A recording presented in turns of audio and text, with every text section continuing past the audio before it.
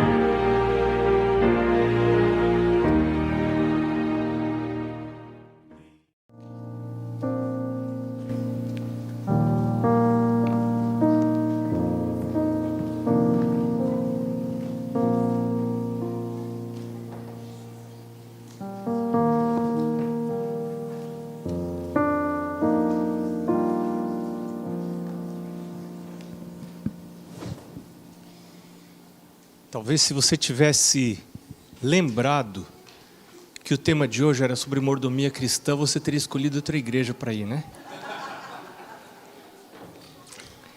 Mas que bom que você está aqui. E eu quero convidar você para abrir a palavra de Deus na primeira epístola de Pedro. Primeira epístola de Pedro, capítulo 4. Começando no verso 7. Vamos orar mais uma vez, antes da gente ler a Bíblia. E antes da oração ainda, minha esposa me cutucou e falou assim: lembra que amanhã é o dia da mulher.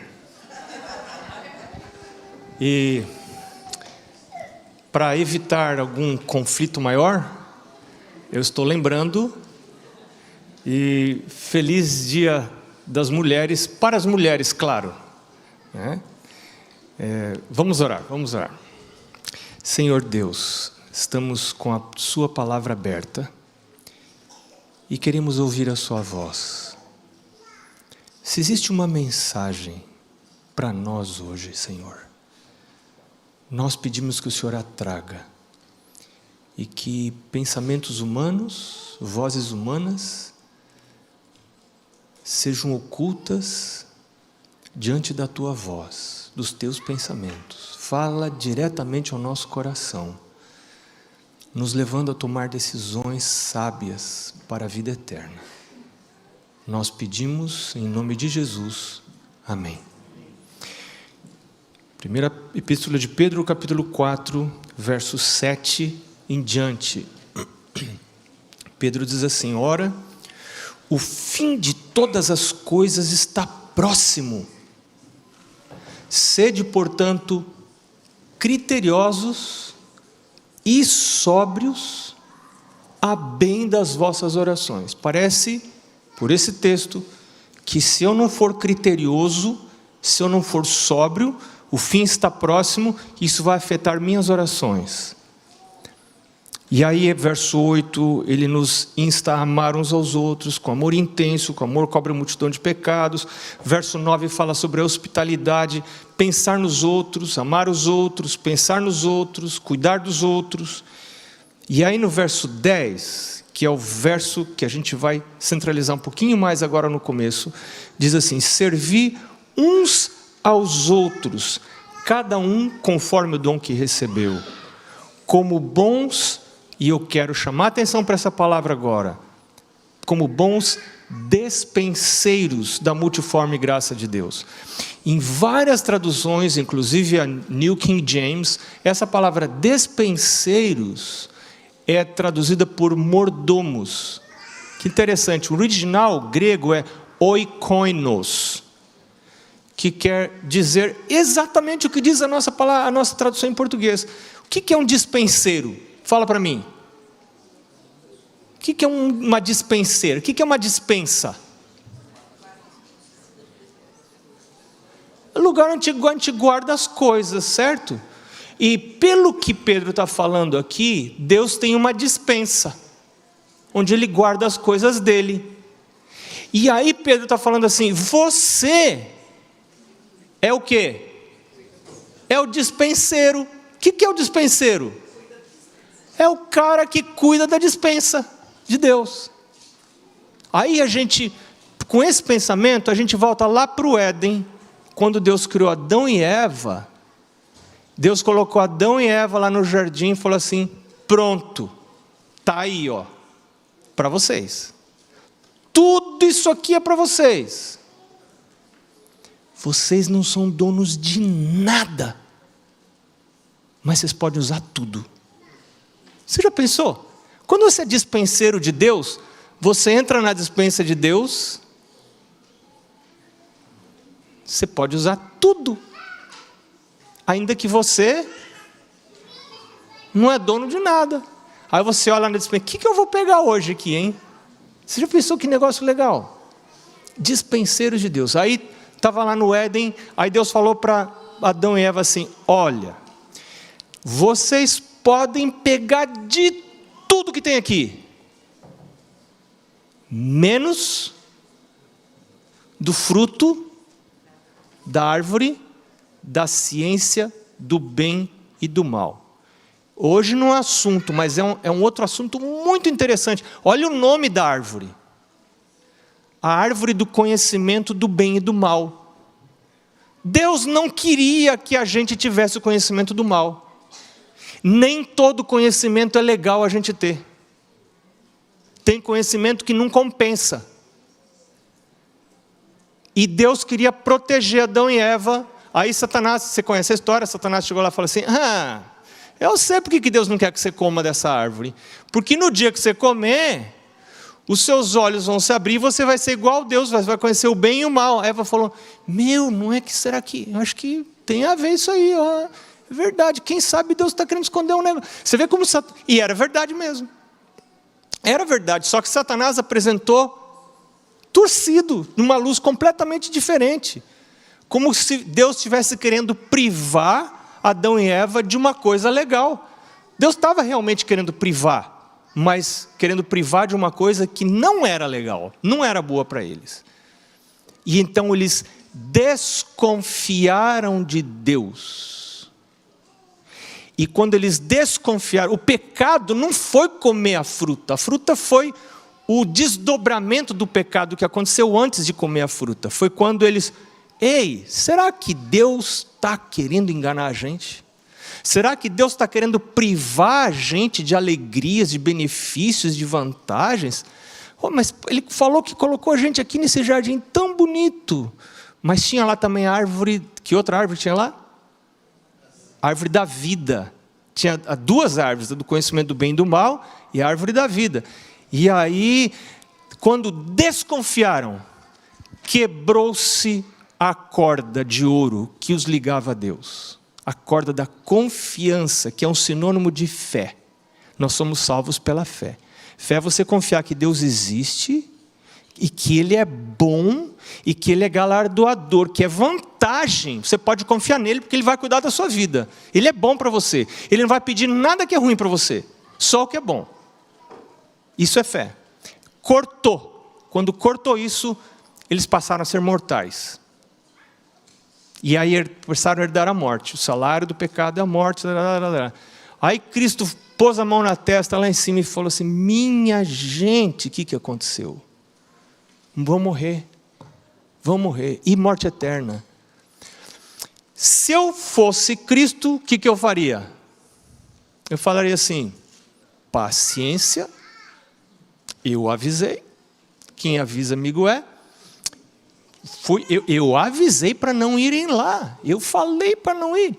Eu teria falado para eles assim, lá de cima, falado assim: quantas vezes eu não falei para vocês não irem lá?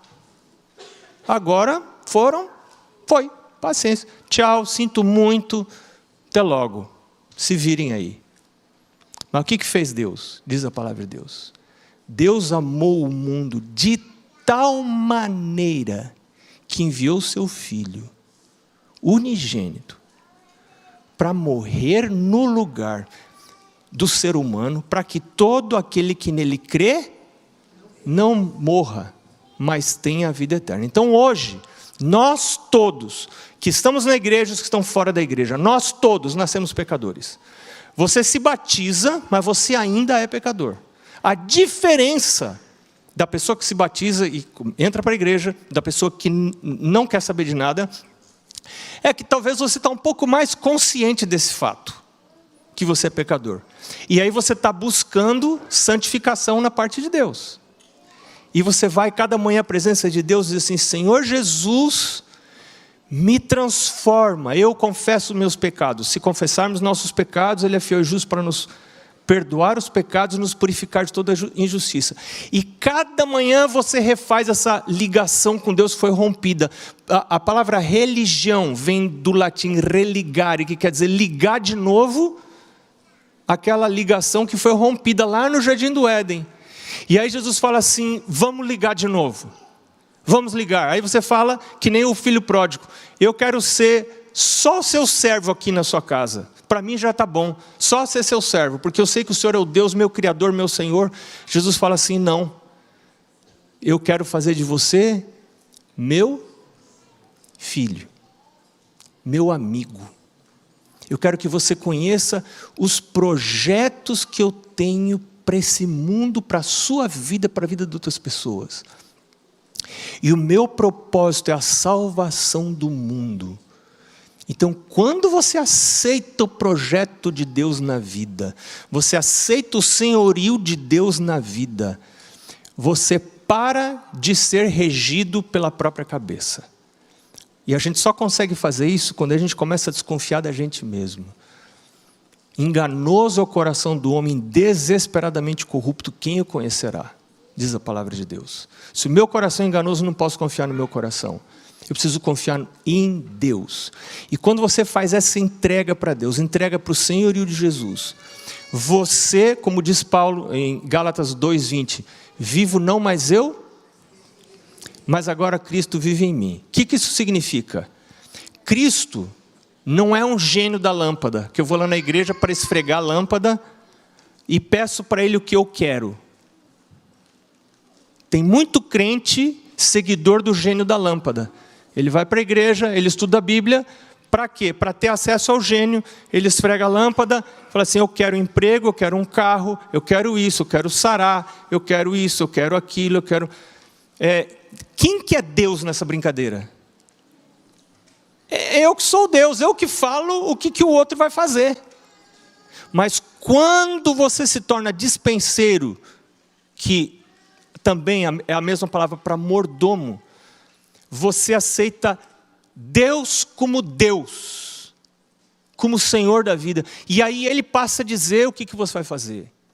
E você não faz porque você é obrigado, porque você tem medo de perder a vida eterna. Se não fazer a mão de Deus, você faz porque caiu a ficha. Você entende que aquilo é vantajoso para você. Seguir a vontade de Deus não é nada mais, nada menos do que lucro para mim. Quando você entende isso, você começa a adotar o projeto de Deus para a sua vida. E Pedro está dizendo aqui que o fim está próximo. E o projeto de Deus para a minha vida é ser despenseiro da multiforme graça de Deus. Ou seja, Deus quer ajudar outras pessoas. E eu sou o dispenseiro de Deus, que estou fazendo o quê? Transmitindo as coisas de Deus para as outras pessoas.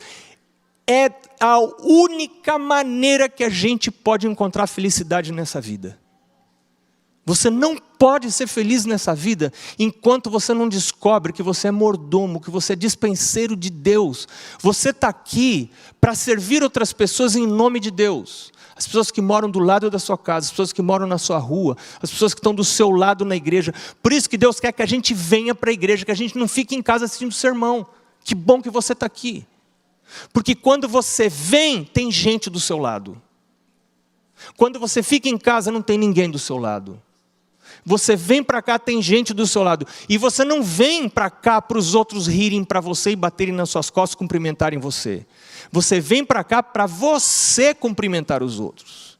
Para você sorrir para os outros.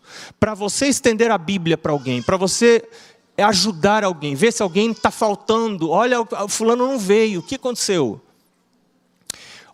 Uma história que exemplifica isso muito bem na Bíblia é a história que a gente acha em Gênesis capítulo 12, que é a história de Abraão. Gênesis capítulo 12. É uma das histórias que eu gosto na Bíblia. Tem várias histórias que eu gosto muito na Bíblia. Daniel é uma delas, José é outra, Jó é outra. Mas essa de Abraão é muito interessante. Olha o que aconteceu.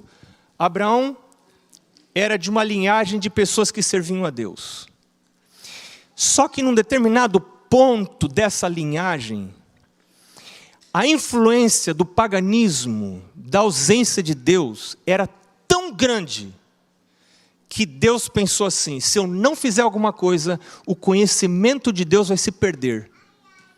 Então Deus escolheu uma pessoa dessa linhagem, chamada Abraão, lá em Ur dos Caldeus, e falou: Abraão, eu tenho um plano para você. É pegar ou largar. Eu convido você a fazer o que todos nós aqui fizemos, praticamente. Sai da tua terra, sai da tua parentela e vai para um lugar que eu vou mostrar para você. Abraão teve que tomar uma decisão. Ele tinha livre-arbítrio. Ele podia ter decidido ficar junto da família, junto dos parentes, no lugar onde ele nasceu, com a comida que ele estava acostumado, com todo o conforto que ele tinha, com toda a conveniência que ele tinha, podia desfrutar ali naquele lugar. Mas naquele momento Abraão tomou uma decisão: a partir de agora, eu não decido mais. A partir de agora, eu entrego para Deus todas as decisões da minha vida. A comida que eu vou comer é Deus que vai dizer. A roupa que eu vou vestir é Deus que vai falar. A música que eu vou escutar é Deus que vai dizer. O entretenimento que eu vou usar, Deus que vai determinar. A maneira como eu vou usar meu dinheiro, Deus que vai falar. Tudo é de Deus. A minha casa não é mais minha. O meu carro não é mais meu. Meu camelo não é mais meu. A minha esposa não é mais minha. Meus filhos não são mais meus. Tudo agora está à disposição do serviço de Deus, porque eu sou despenseiro de Deus. Em outras palavras, mordomo. Eu sou um instrumento de Deus. Onde o Senhor quer que eu vá, Senhor? Deus falou: sai. Tá bom, vou sair. Para onde? Fica frio. Eu vou mostrar para você. Fica frio. Sai. E ele saiu. Aquela saída representou proteção para ele. Ele precisava sair dali. Ora, disse o Senhor a Abraão: sai da tua terra, da tua parentela, da casa do teu pai, vai para a terra que eu te mostrarei.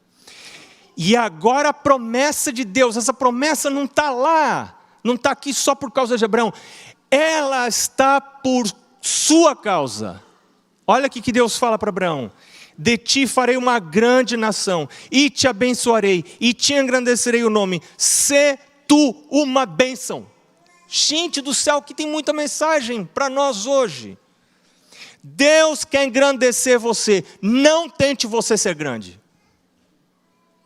Quem tenta ser grande passa ridículo. Quem tenta ser estrela ofusca os olhos dos outros. Não tenta se engrandecer. Se você tiver que ser grande, seja porque Deus vai fazer você ser grande. E Deus fala assim: Abraão, se você aceitar o meu plano para a sua vida, se você tirar da cabeça os seus planos, as suas ideias, o seu pitaco, e aceitar o meu plano para a sua vida, eu vou engrandecer você. Eu vou fazer de você uma grande nação. Eu vou abençoar você. Mas, como termina o verso 2? O verso 1, verso 2. Você está lendo lá no verso 2? Capítulo 12, verso 2? Como que termina?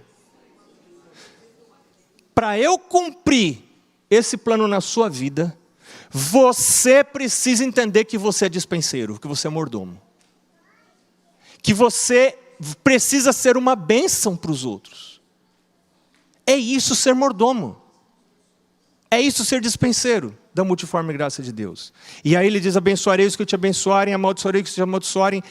Em ti serão benditas todas as famílias da terra. Verso 4, o que Abraão fez? Abraão não era trouxa. Tem um amigo das minhas filhas que fala assim: eu sou adventista, mas não sou trouxa. Tem um contexto lá da história. Na nossa família é engraçada essa história. Então, Abraão também era adventista, mas não era trouxa. Né? Abraão não era bobo. Abraão falou: Deus está oferecendo isso para mim, o que eu vou fazer? Eu vou aceitar o plano de Deus. Pela fé, ele não viu nada. Ele não sabia como que ia ser o futuro, mas ele aceitou o plano de Deus para a vida dele. Quando Deus fala para você assim: você está namorando, todo mundo está fazendo sexo. Meu plano para você é esperar até o casamento. Você fala assim: pô, mas quem sabe só eu que vou ser o trouxa. Só eu que não vou aproveitar o que todo mundo está aproveitando. Só eu que vou ser o trouxa nessa brincadeira. Deus fala assim: você que sabe. Você não está vendo o fim. Você confia em mim? Você lembra que o pecado de Adão e Eva não foi da hora que eles comeram o fruto. Foi antes. Quando eles desconfiaram. Quando desconfiaram de Deus, que Deus não estava querendo dar o bem ou a coisa boa para eles, o que aconteceu com a corda da ligação? Desligou. Aí que desligou. Esse é o problema nosso. Quando Deus fala assim para mim: meu filho, do mesmo jeito que eu dei tudo lá no jardim do Éden para eles comerem tudo que podia, menos da árvore da ciência do conhecimento do bem e do mal. Tinha várias razões por que Deus fez isso. Uma outra razão pela qual Deus fez isso: Deus queria que eles lembrassem quem que era o dono do jardim. Você precisa ter noção de propriedade. A noção correta de propriedade. Tem gente que se preocupa com as coisas materiais por causa de noções errôneas a respeito de propriedade. Quando você tem a noção correta de propriedade, você não se preocupa. Eu acho que eu já contei a história aqui, mas vou contar de novo por causa do contexto. Uma história que eu acho muito legal, de um fazendeiro cristão, parece que foi aqui nos Estados Unidos, que ele entendeu esse conceito. E ele falou: pronto, eu sou dispenseiro de Deus, tudo é de Deus, a fazenda é de Deus, e eu vou usar essa fazenda para promover o reino de Deus. Essa fazenda não vai ser minha porque eu vou morrer, ou Jesus vai voltar e eu não vou levar a fazenda para o céu, mas eu vou cuidar bem dessa fazenda, eu quero que a fazenda prospere, porque eu entendi que eu sou dispenseiro, eu sou mordomo das coisas de Deus. E eu sei que a fazenda começou a prosperar e a produtividade dele aumentou e ele produzia mais que os vizinhos, usando o mesmo tipo de sementes, o mesmo tipo de insumos. E até que uns vizinhos vieram conversar com ele e falaram: cara, mas o que você faz? Que semente que você usa? É essa?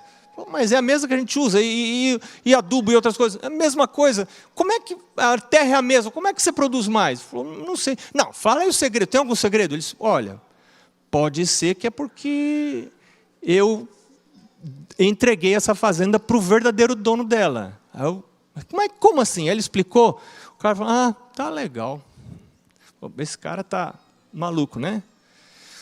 Bom, passou o tempo, veio uma nuvem de gafanhotos, acabando com tudo da fazenda dos vizinhos. Acabando tudo. Quando os gafanhotos chegaram no limite da fazenda desse cristão, o que aconteceu? Os gafanhotos entraram na fazenda dele e comeram tudo também. Tudo, acabaram com tudo. Aí passaram-se uns dias, ele se encontrou com os vizinhos dele num banco lá, porque estavam resolvendo as encrencas, seguro e não sei o que lá e tal. Aí um dos vizinhos falou assim, e como é que foi? Já sabiam, mas perguntaram assim para, né? Como é que foi lá na sua fazenda? Os gafanhotos bateram lá também? Sim, rapaz, foi uma tristeza. Sobrou alguma coisa? Não sobrou nada verde, comeram tudo. Aí o outro amigo falou assim, e como é que é aquele negócio lá, aquela história sua lá do dono, que sua fazenda tinha um dono, assim, e tal, né? Aí o nosso irmão falou assim, olha, rapaz, se o dono da fazenda quer dar de comer para os bichos dele com as coisas que são dele, o que eu tenho que ver com isso? Sabe quando é que a gente se preocupa? Quando a gente tem noções equivocadas de propriedade. Quando eu penso que as coisas são minhas, eu não durmo à noite porque eu tenho que proteger. Quando eu estou disposto a fazer como fez Abraão, largou tudo para ir para onde Deus... Mas Abraão, você tem terra aqui. Onde é que você está indo? Você vai largar tudo. Largou tudo para cumprir o plano de Deus, porque ele sabia que Deus ia prover para a vida dele. Quando você resolve ser dispenseiro de Deus, trabalhar para Deus, Deus fala assim, o seu sustento é meu problema. É eu que cuido de você. Você trabalha para mim e eu trabalho para você. Eu tinha, no meu primeiro distrito, lá em 1980, vovó menina, né, lá na periferia de São Paulo, tinha um irmão, Antônio Fragoso. Um exemplo de vida. Para mim, eu considero ele como um segundo pai na fé depois do meu pai. E ele dizia assim para mim, ele tinha 2 pequenas empresas, e ele falava assim para mim, pastor, você pode passar aqui a hora que você quiser, o dia que você quiser, se você precisar de mim para ir fazer visita com você, passa aqui que eu vou com você. Eu falei, mas irmão, o seu negócio aqui, o seu trabalho... Ele deu uma risadinha e falou assim, pastor, eu cuido, minha prioridade é cuidar das coisas do Pai do céu. E se eu cuido das coisas dele, ele cuida das minhas coisas. E aí ele deu outra risadinha e falou assim, quem que você acha que sai na vantagem? E eu aprendi uma grande lição. E olha o que a Bíblia diz de Abraão. Abraão partiu, indo como lhe ordenara o Senhor.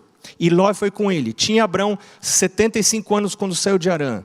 E olha que informações interessantes a gente tem no verso 5. Levou Abraão consigo Sarai, sua mulher, e a Ló, filho de seu irmão, e todos os bens, tudo que ele tinha adquirido, as pessoas que lhe cresceram em Harã, tudo que ele tinha, ele investiu no plano de Deus. Para Abraão agora, todos os recursos emocionais, espirituais, materiais que ele tinha, habilidades que ele tinha, era tudo para investir no reino de Deus. Essa era a prioridade para a sua vida. E aí você conhece a história, já no verso 7, o altar. Abraão ali edificou um altar. Abraão não era pastor. Abraão não era um religioso que ganhava por isso. Ele era uma pessoa que tinha cuidado da sobrevivência. Ele tinha os rebanhos dele. Aquilo era a subsistência dele. Ele precisava acordar todo dia e ir atrás do pão. Mas a primeira coisa na vida de Abraão era adorar a Deus. Ele não levantava da cama para trabalhar. Ele levantava da cama para adorar. E aí você vê os altares. Onde ele passava, ali ficavam os altares. Tem altar no verso 7. Tem altar no verso 8. E assim por diante. Agora eu quero dar um pulo para o outro capítulo. Capítulo 17. Quando Abraão, verso 1. Quando Abraão atingiu a idade de 99 anos, apareceu-lhe o Senhor e disse: Eu sou o Deus Todo-Poderoso, anda na minha presença e ser perfeito. Você anda comigo e eu faço você ser perfeito.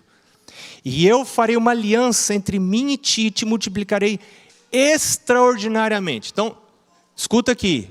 Deus falou para ele, sai da sua terra, eu vou cuidar de você, vou te abençoar, vou te engrandecer, mas você precisa ser uma bênção. Você não vive só para você. Não tem vida espiritual para quem quer viver só para si. É só para eu e Deus, só eu e Deus. Deus não trabalha dessa maneira. Deus só trabalha comigo se eu puder entender o seu plano de ser dispenseiro, de ajudar outros. Então, quando eu me escondo das pessoas, quando eu me privo de ajudar as pessoas que estão ao meu redor, ou de procurar serviço para ajudar as pessoas, Deus não pode me abençoar. Tem uma coisa que eu estou pedindo para Deus. Até o dia de eu morrer, eu quero, por exemplo, dar estudo bíblico. Pergunta para mim se é uma coisa que eu gosto de fazer, dar estudo bíblico. Eu não gosto de dar estudo bíblico. Não conto para ninguém, mas eu não gosto de dar estudo bíblico. Mas por que eu dou estudo bíblico? Porque eu preciso de dar estudo bíblico. É mais uma vantagem para mim do que para a pessoa que recebe estudo bíblico. Porque o plano de Deus é dar para mim à medida que sai de mim. Você está entendendo? Deus dá mais para mim quando sai de mim. Quando não tem saída de mim, Deus não tem como dar mais. Isso em todos os aspectos da vida. E aí Deus diz, verso 4, verso 2, farei uma aliança entre mim e ti, te multiplicarei extraordinariamente. Verso 6, fartei fecundo extraordinariamente. Estabelecerei minha aliança entre mim e ti e a tua descendência. Aqui tem outra informação importante. Deus só faz aliança comigo se eu sou uma bênção e se a minha descendência participa dessa aliança. Isso aqui é muito sério e a gente não tem muito tempo para desenvolver esse assunto. Mas eu não posso querer ir para o céu sozinho. Claro que os nossos filhos um dia vão tomar as decisões deles. E até na casa de Deus teve um filho que tomou uma decisão que foi para o outro lado. Mas, quanto depender de mim, eu preciso fazer tudo que estiver ao meu alcance para incluir meus filhos no plano de Deus. E aí, então, me torno um dispenseiro. Eu preciso servir aos outros e eu preciso chamar os filhos e a minha descendência. E aqui, a gente não tem tempo mais, você vê o verso 7 e o verso 8, Deus liga a posse da terra, porque Deus falou, eu prometo para você uma terra, eu vou dar uma terra chamada terra prometida, mas eu só vou dar essa terra, e você lê isso no verso 7 e verso 8, eu só vou dar essa terra para você, se você educar a sua descendência nos meus caminhos. Se você educar a sua descendência nos meus caminhos, então eu dou propriedades para você. Você já pensou que coisa séria? Deus está falando, eu vou dar posse, eu vou dar sustento, vou dar terra, vou dar coisa para você, mas você precisa educar a sua descendência dos meus caminhos. Não é à toa que ano passado nós estudamos aqui na igreja, que livro, você lembra? Orientação da criança. Porque é parte do pacto de Deus com a gente. É parte do pacto de Deus com a gente. E aí, nós pulamos o capítulo 14, em que tem aquela guerra, o Ló é levado cativo, Abraão vai lá porque ele serviu os outros, Abraão foi lá para resgatar Jó, ganhou a guerra, ganhou o despojo, e aí o que ele faz? Final do capítulo 14. Deus encontra Melquisedeque, o rei de Salém, e Deus dá o que para ele? E Abraão dá o que para ele? Abraão dá o dízimo. A entrega do dízimo é parte do pacto. Assim como é a guarda do sábado. Quando você para de trabalhar no sábado, você está trabalhando a semana toda para ganhar o pão. Mas você lembra, não, espera um pouquinho. Eu trabalho para não ficar preguiçoso. Quem me dá o pão é Deus. E eu trabalho junto com Deus. Mas eu não trabalho só para eu ficar rico. Eu trabalho para ter recursos para eu trabalhar para Deus, para eu ajudar outras pessoas. Então, sábado é o dia que eu vou parar. Satanás fala assim, se você parar no sábado, você vai morrer de fome. Aí você fala assim, não, a minha parada no sábado é um testemunho de que eu confio que Deus é que me sustenta. Por isso eu vou parar no sábado. E quando você dá o dízimo é a mesma coisa. Eu ontem calculei meu dízimo, entreguei o meu dízimo pelo aplicativo. Aqui, né? Entreguei meu dízimo ontem. Porque meu salário chegou na quinta. Então ontem eu entreguei o dízimo. Quando eu calculo o dízimo, caramba, e aí tem mais a oferta ainda, que a oferta é uma porcentagem que eu decidi em oração, até o final do ano vai ser essa porcentagem aqui que eu vou entregar. Tem uma vozinha que fala assim, você não acha que é muito não? Você não acha que vai fazer falta para você não? Aí a outra vozinha fala assim, quem é que sustenta você? Quem é que dá comida para você? Quem é que cuida de você?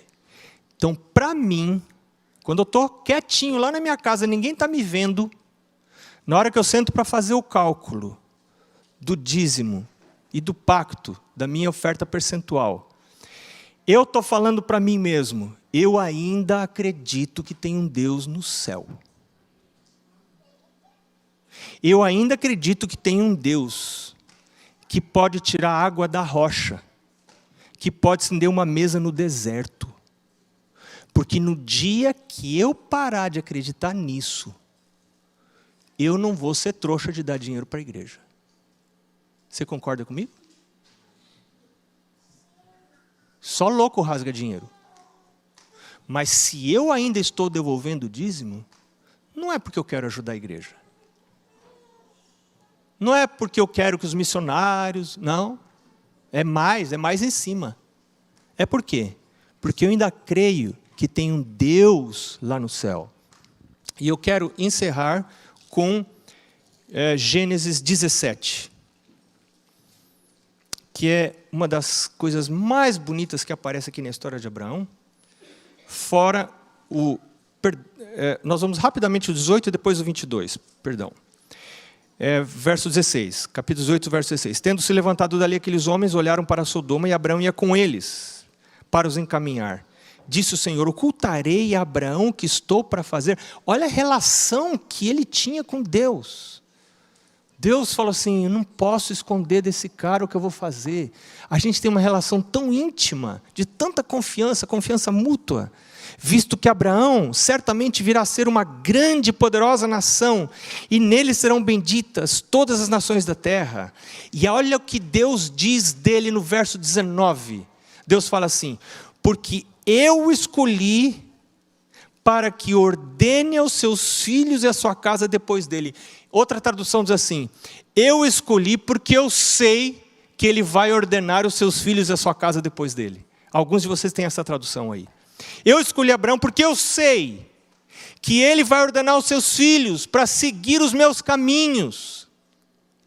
Ele vai fazer o culto em casa com os filhos.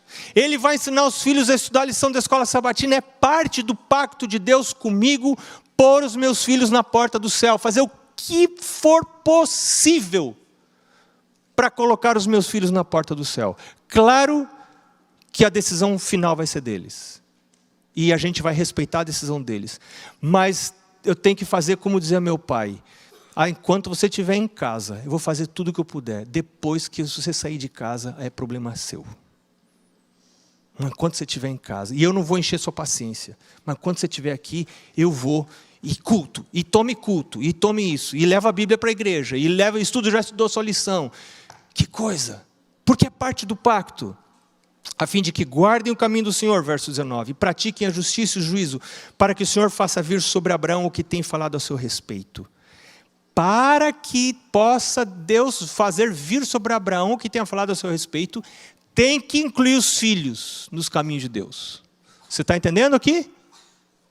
E agora, capítulo 22, nós encerramos com esse final da história de Abraão, que é a prova mais tremenda. Eu estava lendo hoje de manhã, Ellen White fala assim, Deus só pediu para Abraão matar o filho porque ele desconfiou de Deus no episódio com Agar. Deus tinha prometido para ele assim, eu vou fazer de você uma grande nação, eu vou dar filho para você. Aí Abraão foi esperando, e o cara foi ficando velho, e a mulher dele velha, e a Bíblia diz que cessaram o costume das mulheres para Sara, e a Sara falou assim, Abraão, a gente vai ter que fazer alguma coisa. Deus tinha dito, e a espera era só para tornar o milagre mais patente, mais visível. E às vezes Deus faz isso na nossa vida. E a gente fica impaciente, a gente quer. E aí Sara falou assim, Abraão, faz alguma coisa com a sua força, em vez de esperar a força de Deus. E Abraão deu um passo e desconfiou de Deus, querendo tomar nas próprias mãos o que Deus tinha prometido que ia fazer. Será que Deus vai fazer mesmo com Sara? Talvez não, talvez eu não entendi direito. Pum, Agar. E Ellen White diz, por causa disso, Deus precisava agora ajudar Abraão a redimir essa falta de fé. Se Deus tivesse pedido para Abraão, e a Bíblia lá em capítulo 3 diz que Abraão era um cara riquíssimo. Deus tivesse falado assim para Abraão, Abraão, em troca do teu filho, eu peço que você me dê todas as coisas que você tem. Ellen White fala, Abraão teria, mas na hora, entregado tudo, terra, bicho, tudo, toma Deus, eu fico com o filho. Deus não pediu 1 centavo de Abraão.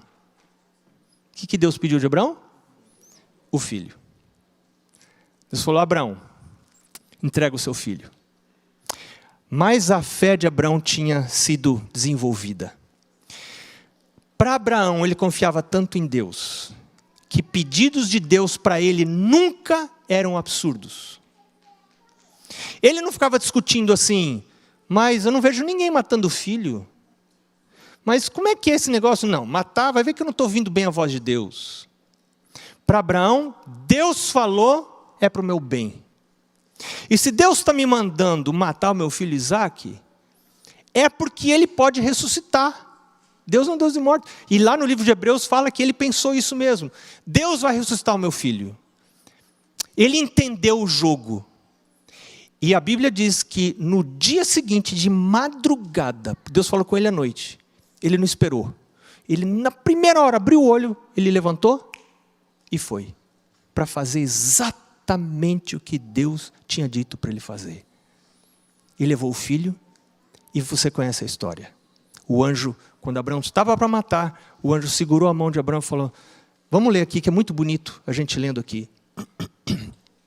Verso 11.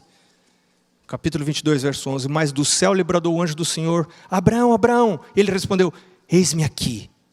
Então lhe disse, não estendas a mão sobre o rapaz e nada lhe faças. Por quê? Porque agora sei que temes a Deus, porquanto não me negaste o filho, o teu único filho. Agora eu sei que você teme a Deus. Agora eu sei que você confia em mim. Agora eu sei que não tem nada que você não possa entregar para mim. Nada na vida que você não possa entregar para mim.